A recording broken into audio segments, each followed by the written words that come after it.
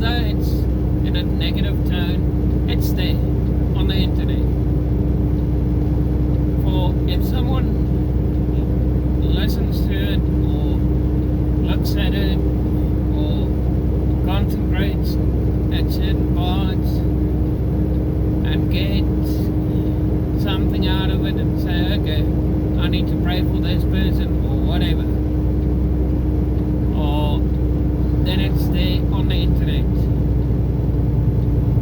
So opening yourself up on YouTube, doing a confession, doing a testimony, doesn't matter whether it's negative or positive, it's there for other people to interpret, to draw their own conclusion. And I mean, it leaves an open door for prayer. Meaning, someone says, okay, this guy sees it like that, I need to pray for him. Hopefully there's a change in him, whether he knows that I prayed for him or not, or whether she knows that I prayed for him or not. I mean, I'm not just talking about my testimony, my confession, but everyone that thinks about doing it, wanting to do it. We open the door to communication between one another, in the spiritual, in the physical, whatever.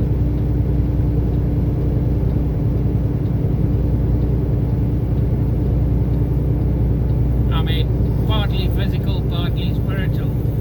I mean, it's a video on YouTube that's been made in this live, and someone prays about it, then spirituality comes in, so partly physical, partly spiritual.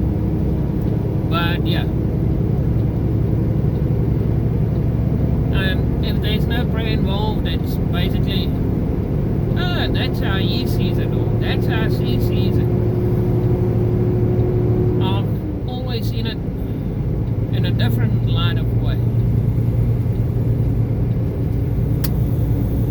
It's good to know that there's another perspective to the situation, or perspective to a certain point.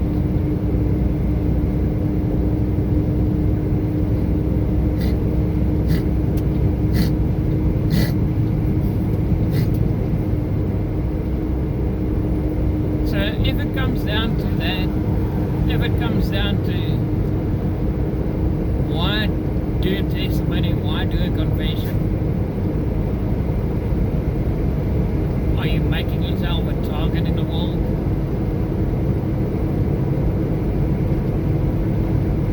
Or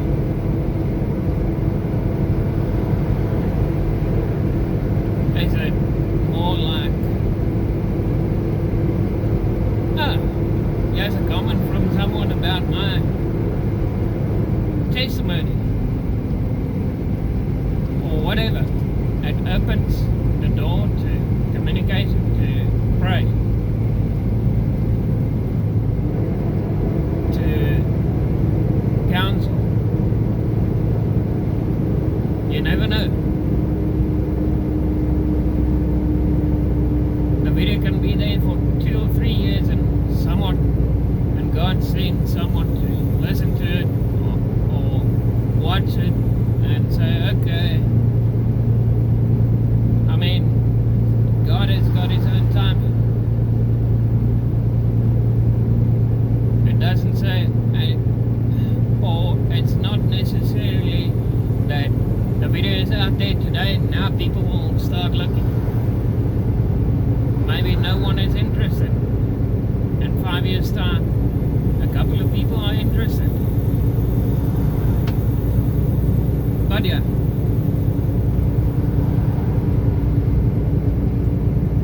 And it also goes about revival.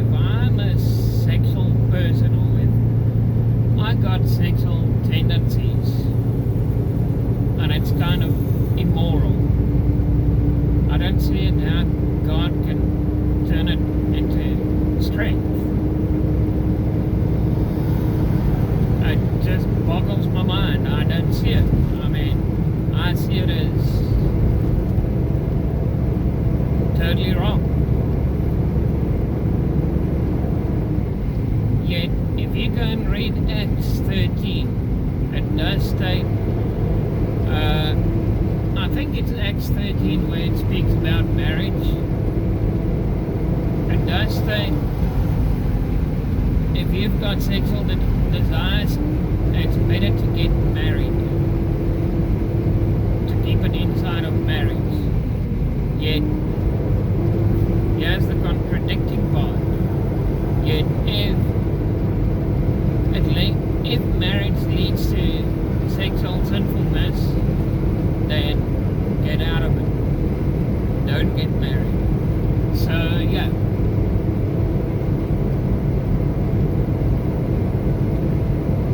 I mean, I've always argued, how can God take sexuality and turn it into something good?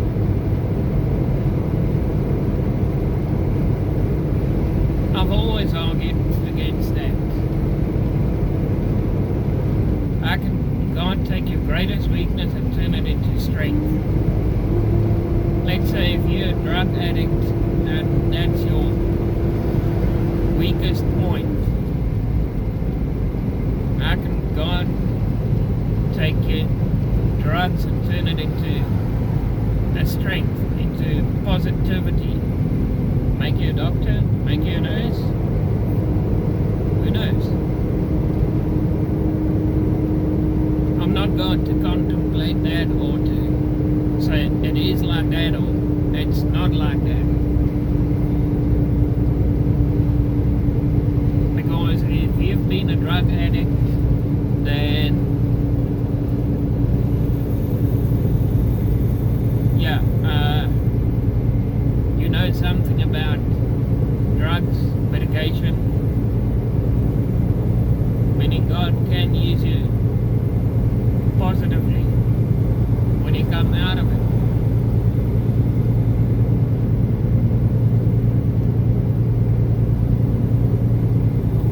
Usually in the medical field. You never know, maybe you become a nurse or a doctor, and there's a doctor that says we need to give the patient this medication or this drug,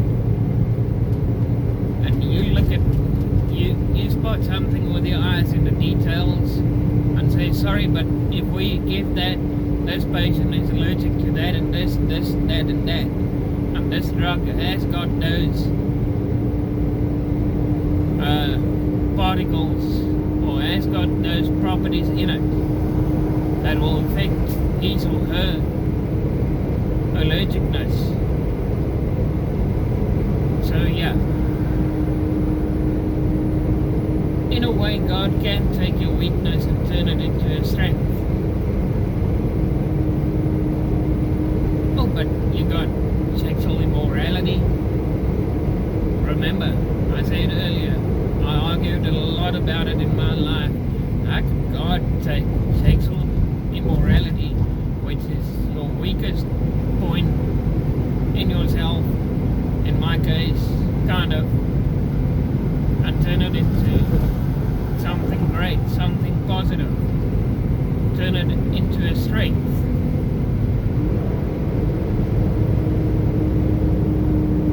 So yeah, me being single most of my life, only had 2 or 3 girlfriends, well, 2.5, whatever.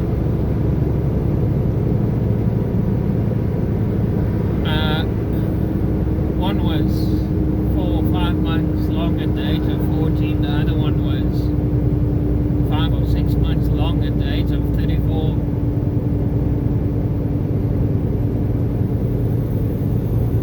And the other 2 were not really a girlfriend. It was like, can we go out? No, thank you, I'm not interested. Or, yeah, let's go out. You see, we're not made for each other. So it's kind of a half a first date. But yeah. Another one was, well, one of the 2 that was almost a girlfriend. The other one was now recently. Now, you see, years back, I had all my teeth. I lost my teeth because of too much medication as a child. Your bone structure doesn't develop well, so yeah. And because of me being a smoker, so everything counts together. And yeah, since 2016 with my first heart attack, went on to medication. There goes the teeth one by one. So yeah, the last one, I said no.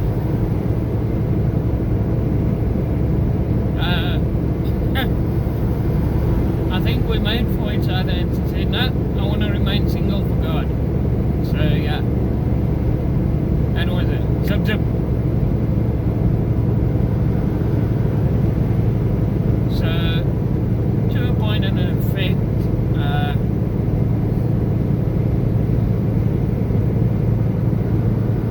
because I was mostly single all my life, got sexual desires, but somehow I got self-control. Somehow doesn't show, kind of keep it hidden away. You know, once a year go and see a mistress, once in 2 years, the rest of the time, oh well, one of those things. Not everyone is lucky to have a wife in life, to have a girlfriend in life. But yeah.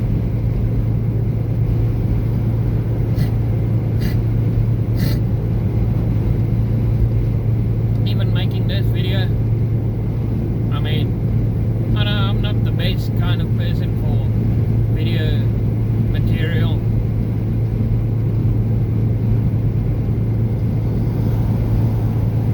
But yeah, I bring my part, someone else brings their part, we all bring our parts together and we make up a society. We make up living. We make up life. Teamwork.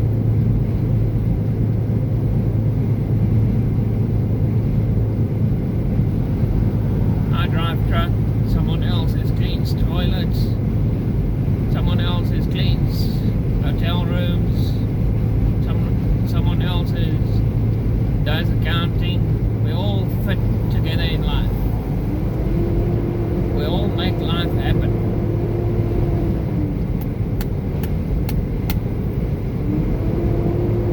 But yeah, so yeah, in effect,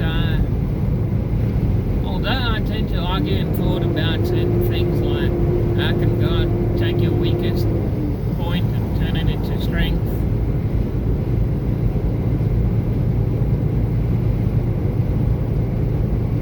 We're not really meant to argue with God, but it happens. Or argue with spiritual side of life. That means with God, with Jesus, with an angel, with whatever. Because in thought, you argue in thought.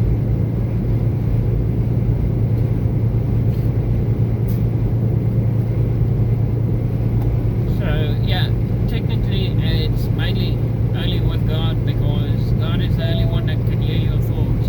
Yeah, there's angels and fallen angels can put thoughts into you. Yet God is the only one that can hear your thoughts. No one else can. That's what I've learned through life, in life.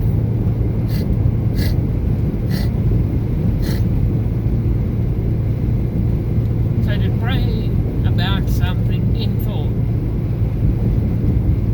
are very powerful if it realizes into the physical. Because then you know it's truly from God, whether it's good or bad, whether it's bad or good.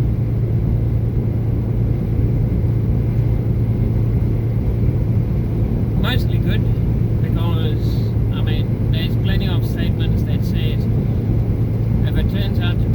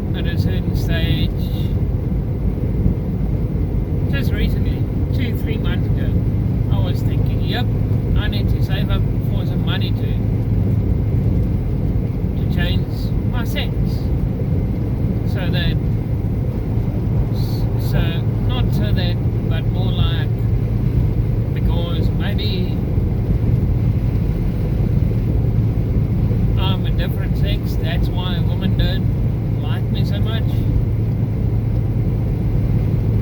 So yeah, it's the second time in my life that I thought about a sex change. Not really at the top, but at the bottom.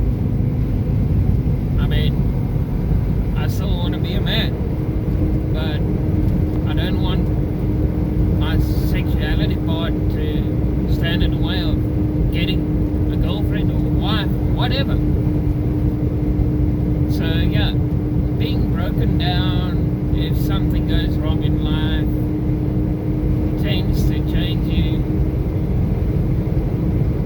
on the inwards, on the internal.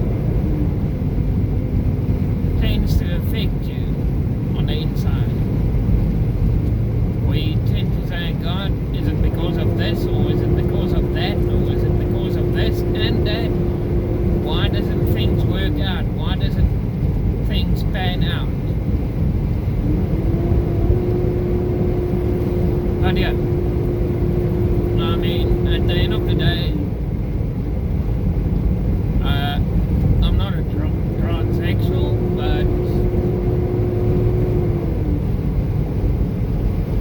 I would do anything to be able to have a wife one day. Maybe because I find it more difficult than others to actually go into a relationship.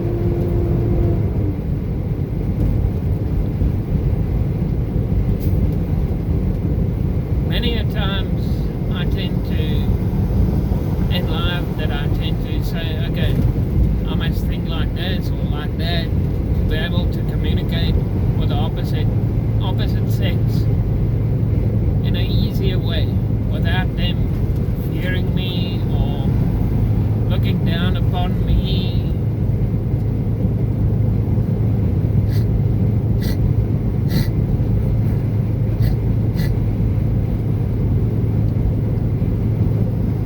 It's the way I'm built. It's the way, mostly the way I've been. Because I'm kind of an introvert, kind of a gentleman, kind of whatever you want to call it.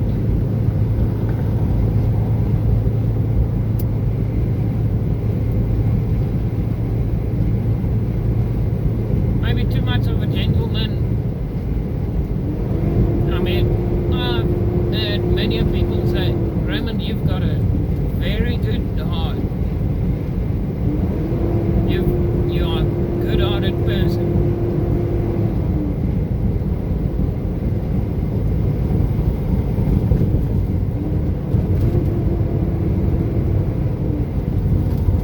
But yeah.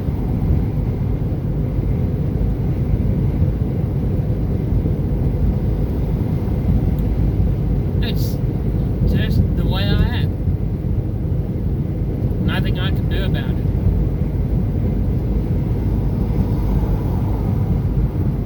So if you think of, oh, but my testimony won't be good, my confession won't be good as other people's confession or testimony. If I can do it, you can do it as well.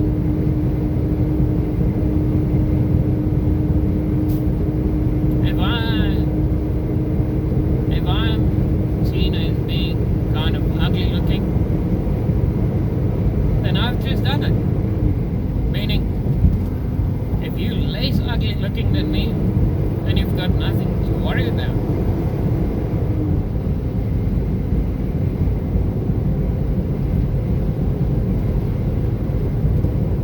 So am I being negative about myself? So be it.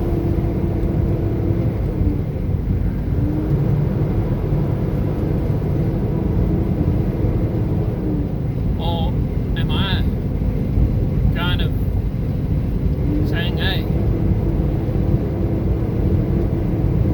you and I are in the same boat. We are all in the same boat. Or in a similar boat. Don't worry.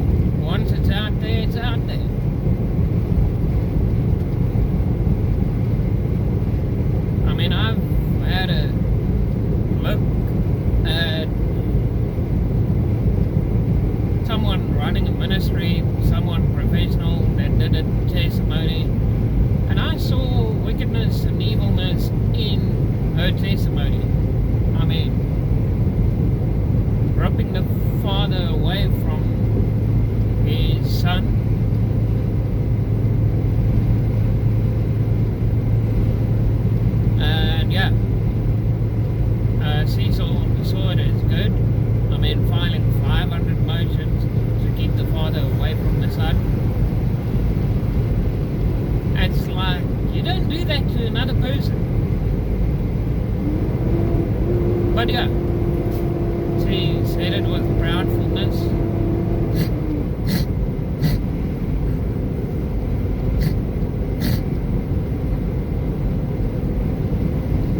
But yeah, I mean, so if you think your testimony can be bad, you don't want to do a testimony, don't worry about it. Other people has done testimonies. You'll see the negativeness and the positiveness in their testimonies / confession. I mean, sometimes a testimony can sound more like a confession, and a confession can sound more like a testimony.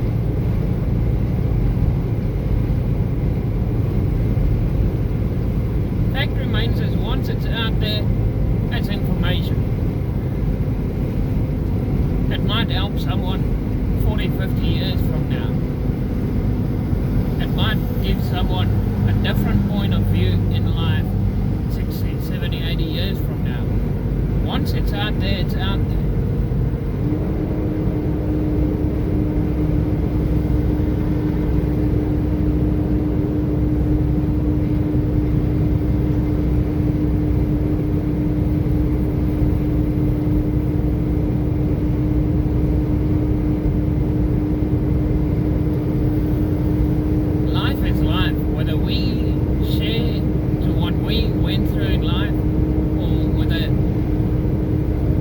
Don't share to what we went through in life.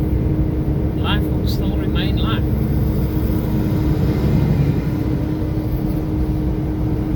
Life will still carry on.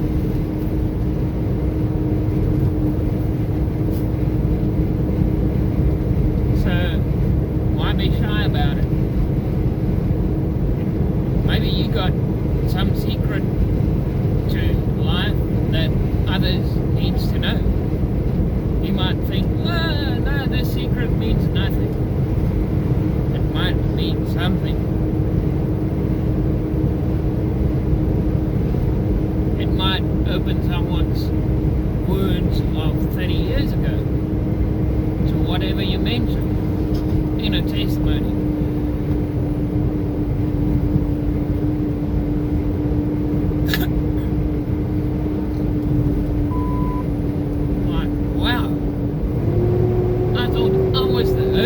That went through this.